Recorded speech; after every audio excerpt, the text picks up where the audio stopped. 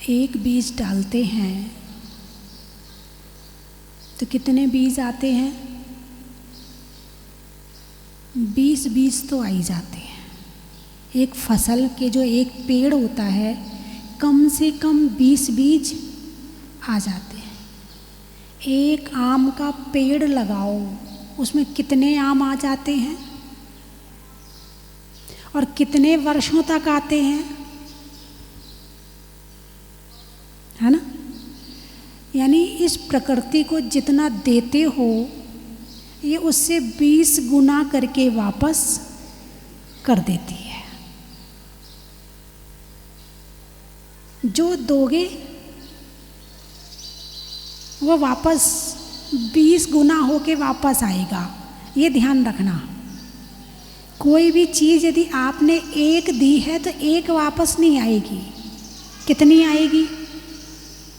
20 गुना होकर वापस आएगी। श्रीपाल ने मुनिराज को क्या कहा था? कोढ़ी। क्या कहा था? कोढ़ी। और उसके साथ जो 500 कुष्टी थे उन्होंने केवल तालियां बजाई थी और हंसा था उसकी बात पर। एक बीज डाला था। कितना? एक बीज। कितने वर्षों तक उसका फल मिला? उस बीज में किसी ने किसी को कुछ कहा तो वापस में कुछ कहा में फल मिल गया, या शरीर के रोम रोम से फूट के वो बीज निकले? शरीर में कोढ़ हुआ था, मुनिराज को केवल कहा था और उसका फल ये था कि 20 गुना होके वापस आया। शरीर से निकला, कोढ़ हुआ।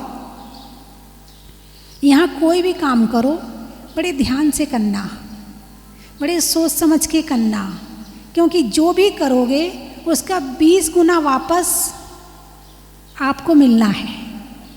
अच्छा करोगे वो भी 20 गुना आएगा, बुरा करोगे वो भी 20 गुना आएगा। और ऐसा भी हो सकता है कि एक बार बीज बोया और आम के पेड़ के समान पता नहीं कितने वर्षों तक फल मिलता रहे, कितने जन्मों तक फल मिलता रहे। ऐसा भी हो सकता है। जब कर्मों की उदीर्णा होती है तो सारे कर्म नहीं निकल जाते हैं, कुछ कर्म बच जाते हैं। उदीर्णा में तो कर्म निकले ही निकले, लेकिन जो कर्म बच गए वो भी बाद में उतना ही फल देते हैं। हाँ, अच्छा भी और बुरा भी, दोनों तरह का। इसमें कहीं कोई अंतर नहीं है। अब जैसे कभी कभी आप लोग बातचीत करने बैठते हो, है ना? किसी एक व्यक्ति ने बात छेड़ी शादी की, तो सबका दिमाग अपनी अपनी शादी की दिमाग खोजने में चला जाता है ना? अरे हमारी शादी में ऐसी बारिश हुई थी, अरे हमारी शादी में ऐसा तूफान आया था, अरे हमारी शादी में तो कुछ भी नहीं हुआ था। और शादी की एक बात याद आती है, उस एक बात के साथ में 20 बातें अपने आप याद आ जाती हैं। एक को याद आई है, बाकी को अपने आप याद आने लगती हैं, और एक के साथ 20 बातें अपने आप याद आती हैं। पड़ोसन जब चर्चा करती हैं, अपने घर के काम से फ्री हुई और मोहल्ले में जहाँ पटेलियाई करी जाती है, जहाँ पर पंचायत लगती है, तो वहाँ जब महिलाएं जाती तो घर से सोच के नहीं जाती हैं कि आज मुझे क्या बात करनी है। वहाँ जब बैठती है ना, तो एक रोटी की बात करेगी तो सबकी रोटी की बात चल जाती है।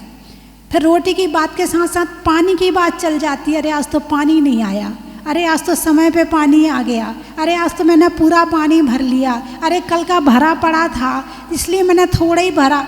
अपनी अपनी पानी की बातें याद आ जाती हैं।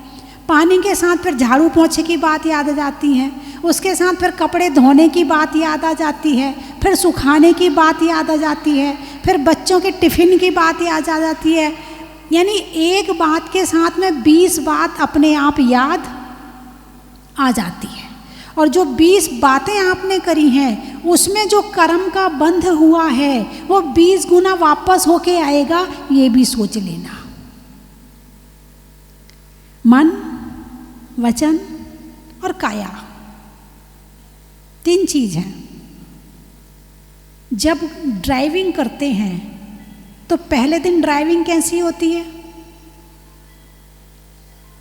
ना हाथों को अभ्यास है, ना पाँव को ब्रेक लगाने का अभ्यास है, ना गियर दबाने का अभ्यास है। अभी अभ्यास नहीं है, ध्यान से चलाते हैं, धीरे धीरे गाड़ी, बिल्कुल स्पीड स्लो, और बड़े धीरे धीरे चल रही है। फिर थोड़ी देर बाद फिर थोड़ी ठीक हो गई, अब थोड़ी और चली, फिर तो देखो, फिर कई दिन के बाद दौड़ा देते हो गाड़ी को। अभ्यास, आपने थोड़ा सा काम किया, थोड़ा सा अभ्यास किया, आपके शरीर को अभ्यास हो गया, अब वो आपको 20 गुना काम करके दिखाएगा। आपने मन को संस्कार दिए, अब वो आपको 20 गुना करके दिखाएगा। आपने बोलने के मुंह को संस्कार दिए, वो 20 गुना अच्छा करके दिखाएगा। बुरा किया है तो 20 गुना बुरा करके दिखाएगा, और अच्छा किया है तो 20 गुना अच्छा करके दिखाएगा। मन भी वही करता है, वचन भी वही करता है, और काया भी वही करती है। बात समझ में आई कि नहीं आई? अरे बोलिए ना, आई। तो अब और आगे चलते हैं। इस शरीर से यदि एकासन उपवास करना शुरू करो तो और करवाना शुरू कर देता है। थोड़ी सी बात इसमें यहाँ ये आ जाती है कि बीज तो आपने डाला है, लेकिन कौन सी भूमि में डाला है? उत्तम भूमि में, मध्यम भूमि में, जघन्य भूमि में। कोई भूमि ऐसी होती है जरा से बीज डालो बहुत फसल आती है, कोई भूमि ऐसी होती है कितना अच्छा क्वालिटी का बीज डाल लो फसल की क्वालिटी आती नहीं है। थोड़ी भूमि का भी फर्क पड़ेगा। तो शरीर एक भूमि है, शरीर क्या है? एक भूमि है। अब इसमें एकासन उपवास का अभ्यास इसे कराया जाए तो जिसकी बढ़िया शरीर की भूमि है वो उसे दुगना करके वापस देगा।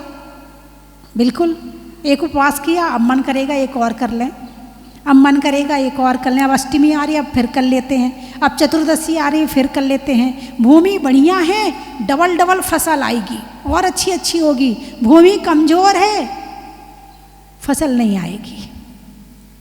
भूमि में बीमारी है, फसल कम आएगी, नहीं आने वाली है। मन है, किसका मन कितना अच्छा है। मन भी एक भूमि है, मन भी एक भूमि है।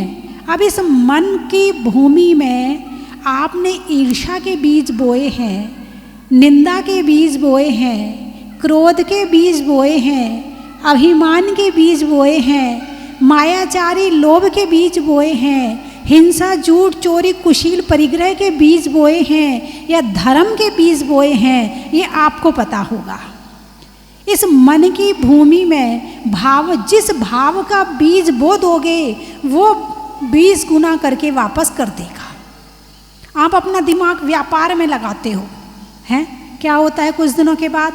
शुरू में तो ध्यान रखना पड़ता है, और फिर ग्राहक यदि सामान मांगता है तो शक्ल तो ग्राहक की तरफ होती है और हाथ सामान पे चला जाता है। ला भाई ये वाला सामान ये लो, ये वाला ये लो।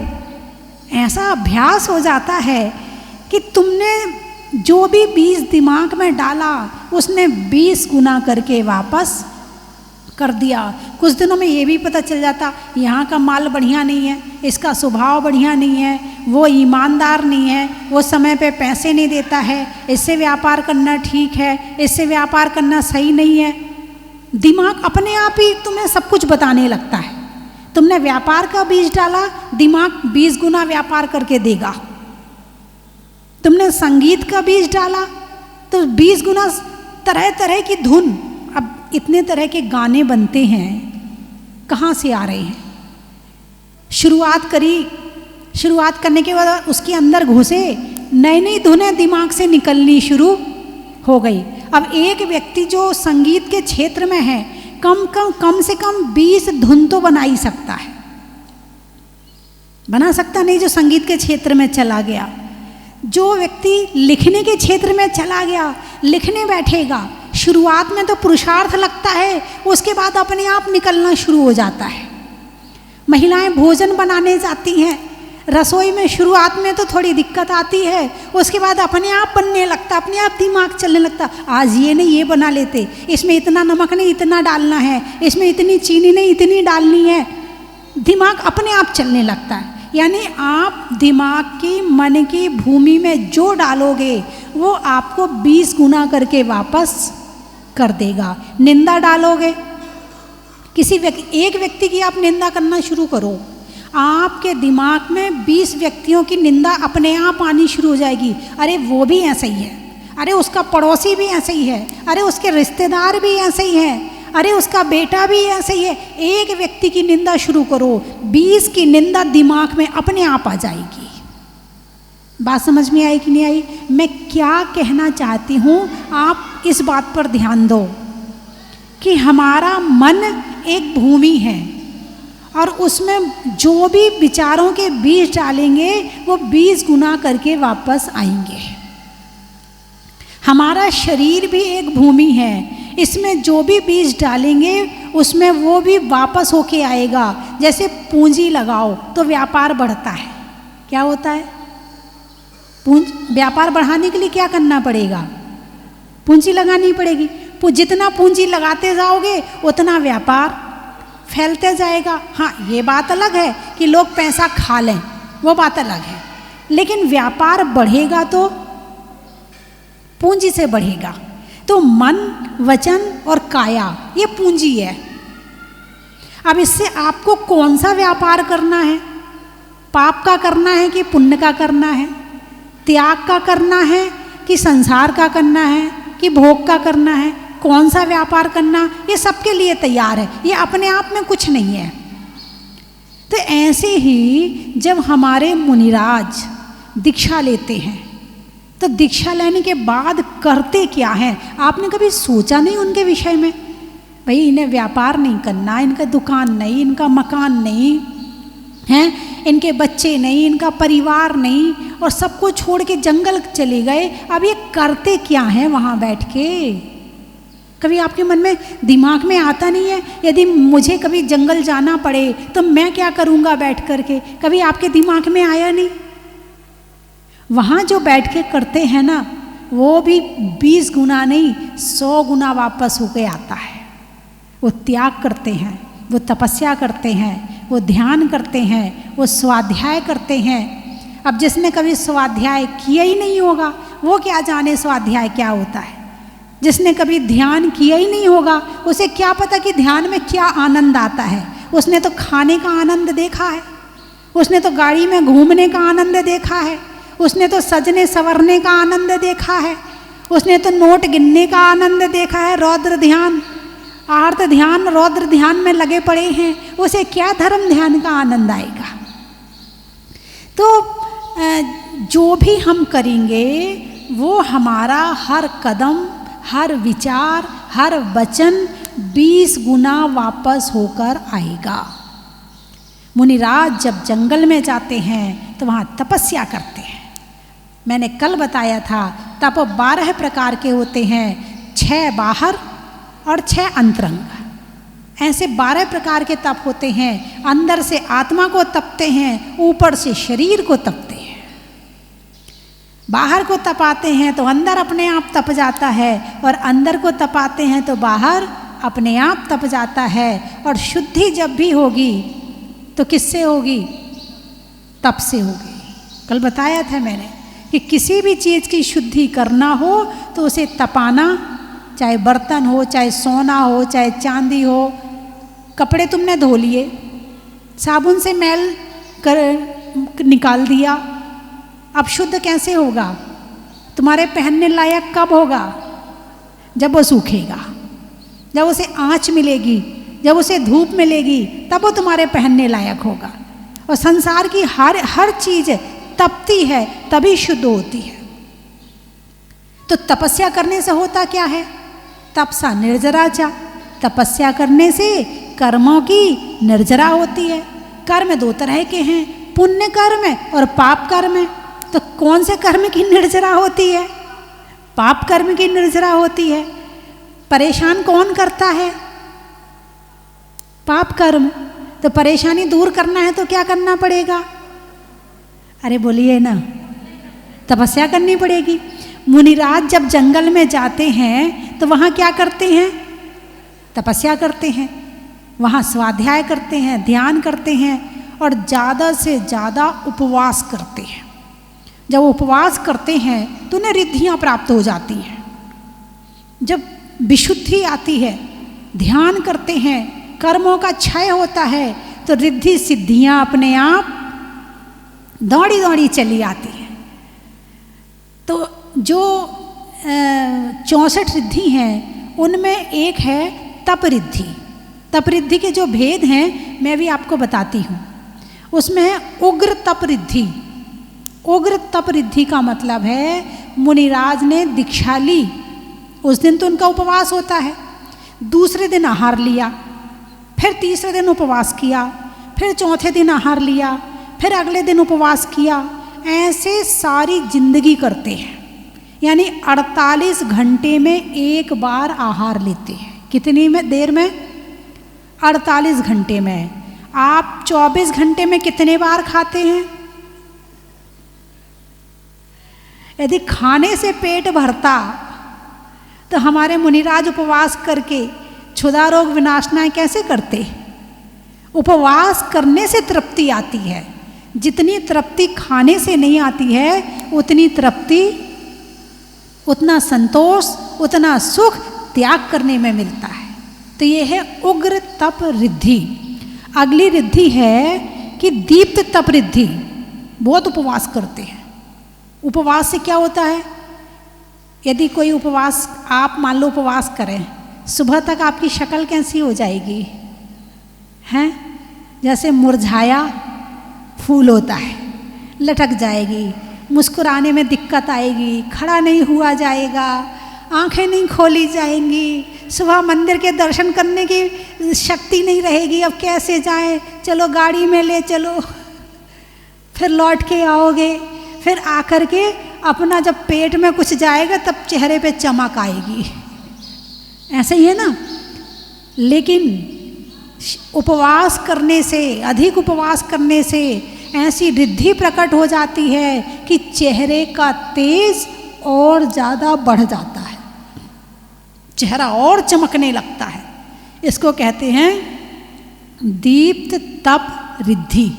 कौन सी रिद्धि है? दीप्त तप रिद्धि। अगली रिद्धि का नाम है तप्त तप रिद्धि। इसमें क्या होता है? मुनिराज खूब उपवास करते हैं, खूब उपवास करते हैं और उनका शरीर और मजबूत होता है और शक्तिशाली होता है और उनको ऐसी रिद्धि प्राप्त हो जाती है कि उसके बाद जब वो आहार करते हैं तो वो ऐसे उड़ जाता है जैसे कपूर। उनको 1 नंबर 2 नंबर नहीं जाना पड़ता है। जो तप्त तप रिद्धि वाले मुनिराज होते हैं उन्हें 1 नंबर 2 नंबर की जरूरत ही नहीं पड़ती है। क्यों? जैसे गरम लोहा है, गरम लोहे पे पानी की बूंद डालो, बचेगी क्या? नहीं। उनकी तपस्या से ऐसी शक्ति प्राप्त हुई है कि वो मल नहीं बनता है, मल बनना बंद हो जाता है शरीर में, गंदगी बननी बंद हो जाती है। और अभी यहाँ क्या है? सुबह से उठो तो सबसे पहले सफाई करो, हैं? ऐसा रात भर में ऐसा गंदा हो जाता है शरीर, आँख में अलग, नाक में अलग, मुंह में अलग, 1 नंबर 2 नंबर अलग, रोम रोम में अलग, नहाना पड़ता है। ऐसी गंदगी भरी पड़ी है। लेकिन तपस्या करने से ऐसी रिद्धि प्राप्त हो जाती है कि उनके शरीर में मल बनना बंद हो जाता है। ऐसी रिद्धि प्राप्त हो जाती है। किससे? तपस्वी मुनिराज के शरीर से, उपवास करने वाले मुनिराज के शरीर से। फिर है महातप रिद्धि। इसमें है कि मुनिराज सिंह निष्क्रीडित व्रत करते हैं और उसके जैसे चंद्रायण व्रत हैं और भी बड़े बड़े व्रत हैं बहुत सारे, उन व्रतों को करते हैं। अभी इस समय भी, इस पंचम काल में भी बहुत सारे मुनिराज हैं। एक मुनि श्री आचार्य श्री प्रसन्न सागर जी महाराज और वहीं शिखर जी में एक आचार्य श्री विशुद्ध सागर जी महाराज के साथ में एक मुनिराज और हैं जो बड़ा वाला, बृहद वाला सिंह निष्क्रीडित व्रत कर रहे हैं। छोटे तो वो कर चुके हैं, जो 180 दिन वाला होता है, उसमें 55 दिन आहार होता है और बाकी दिन उपवास होता है। और अभी भी ऐसे ही कुछ है कि 65 आहार हैं और 250 उपवास हैं। बताओ कितनी गजब की बात है। भगवान महावीर ने दीक्षा ली, 12 वर्ष तप किया। कितने वर्ष? केवल ज्ञान 12 वर्ष के बाद हुआ था। तो 12 वर्ष में मुझे कन्फर्म तो याद नहीं है, लेकिन 1-2 साल ही आहार लिया है, बाकी सब उपवास में है। हमारे आचार्य श्री समाधि सम्राट सुमति सागर महाराज थे, वो तीनों 16 कारण के 32 उपवास करते थे। तीनों 16 कारण के 28 करते थे, 10 लाक्षणी करते थे और ना जाने कितने उपवास करते थे। और उनका शरीर, ऐसी शक्ति उनके अंदर में कि उनके साथ कोई चल नहीं पाता था। और 80 साल की उम्र में दांत ऐसे मजबूत कि अभी 60 साल में हिल जाते हैं लोगों के दांत, 50 साल में हिल जाते हैं, और उनके 60 साल में अंतिम समय तक दांत मजबूत रहे।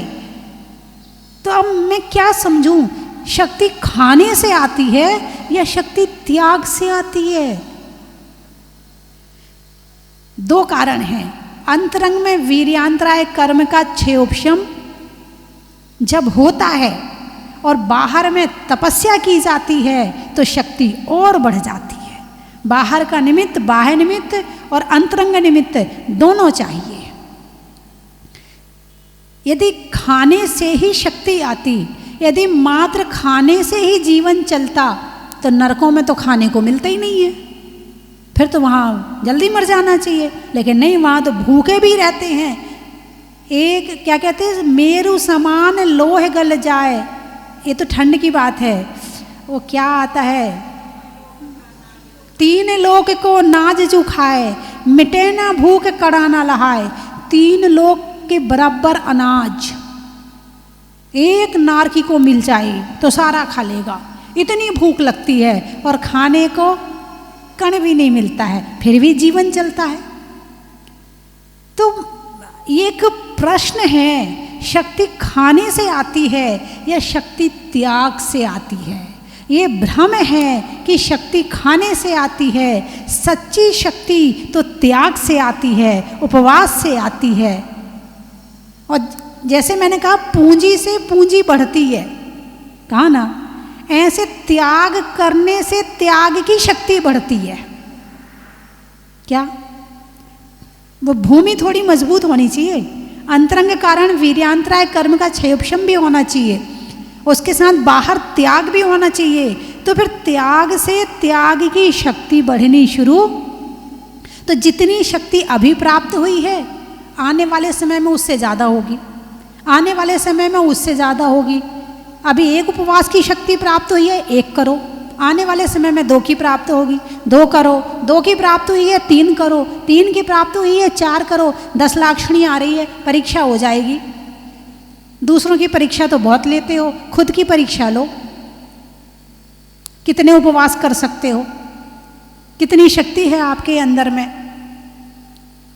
अगली रिद्धि का नाम है घोर तप रिद्धि।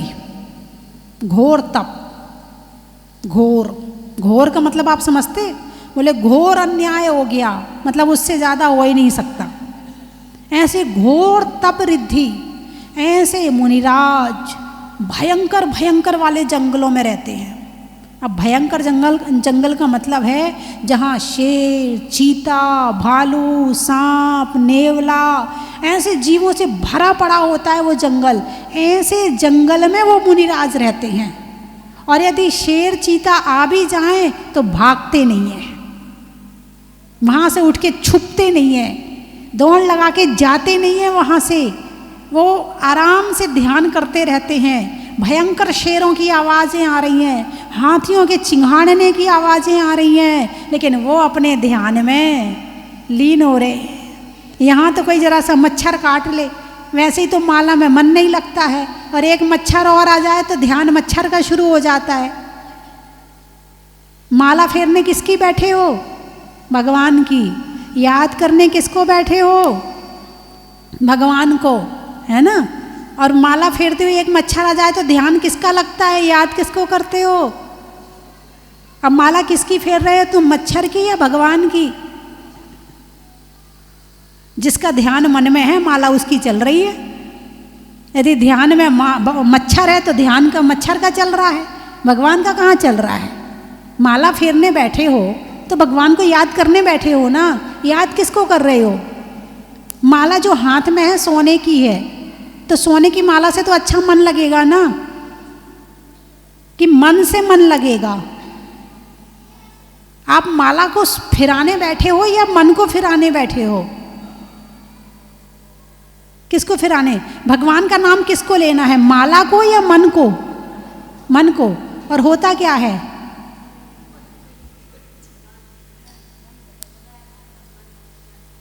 होता क्या है? माला तो फिर जाती है, मन में भगवान आते नहीं है।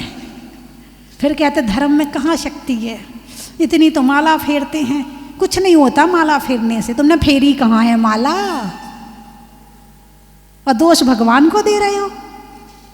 एक मोती में तो तुम्हारा मन लगा नहीं, भगवान को याद किया नहीं तुमने, और दोष किसको दे रहे हो? भगवान को माला में मन लगता नहीं, पूजा में मन लगता नहीं, और उपवास होता नहीं, वैयावृत्ति करी नहीं जाती, सेवा में अहंकार आड़े आ जाता है, चौका तुमसे लगाया नहीं जाता है, स्वाध्याय समझ में नहीं आता है, अहंकार किसी की विनय करने नहीं देता है, ध्यान करना आता नहीं है। फिर कहो धर्म में तो शक्ति नहीं है। करते क्या हो तुम? केवल ऊपरी दिखावा चल रहा है।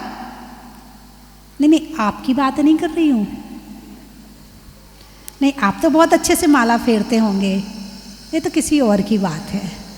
हाँ, किसी और की बात है ना। नहीं, आप तो बड़े भक्त हैं। देखो कितने मुस्कुराकर आप यहाँ बैठे हुए हैं भगवान के, आपने अभिषेक किया शांति धारा की। तो बंधुओं, बाकी चर्चा कल करूँगी, समय हो गया है।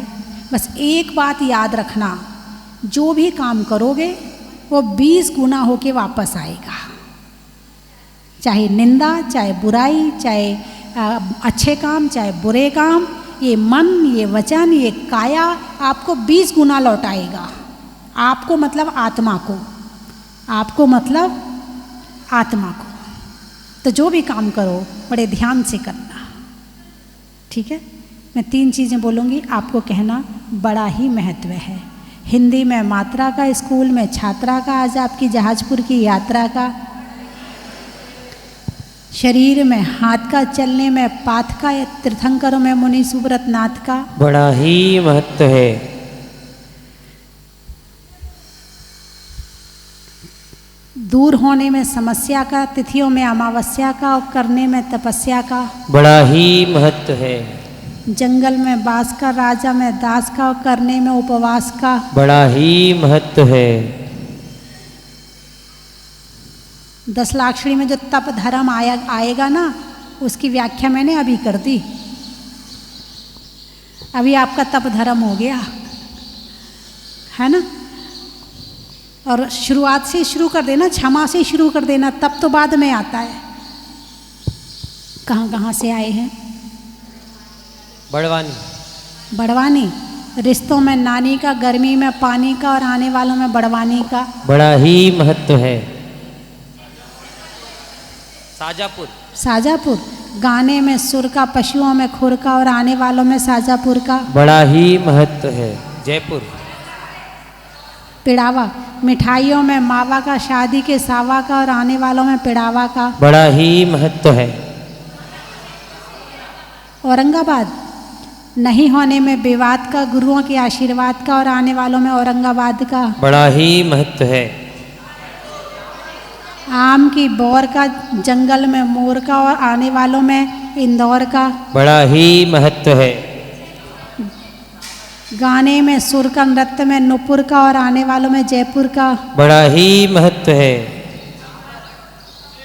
उज्जैन। चेहरे पर नैन का, बोलने में बैन का, और आने वालों में उज्जैन का बड़ा ही महत्व है। कल भी बस आई थी उज्जैन की, 40-50 लोग कल भी आए थे। जावर। जावर पक्षी में पर का, शरीर में सर का और आने वालों में जावर का बड़ा ही महत्व है। छिपा बड़ौद, जेब में नोट का, नेता में वोट का और आने वालों में छिपा बड़ौद का बड़ा ही महत्व है। 20 गुना वापस आएगा। मैंने आपको ट्रिक बता दी है। अब आप जो चाहते हैं वो अपने से ले लें, अपने मन से ले लें, अपने वचन से ले लें, वो वापस आएगा। आपके पास भी आ सकता है, सबके पास आ सकता है। आपने अपनी एनर्जी कहीं और लगा रखी है ना। बोलिए 24वें भगवान की।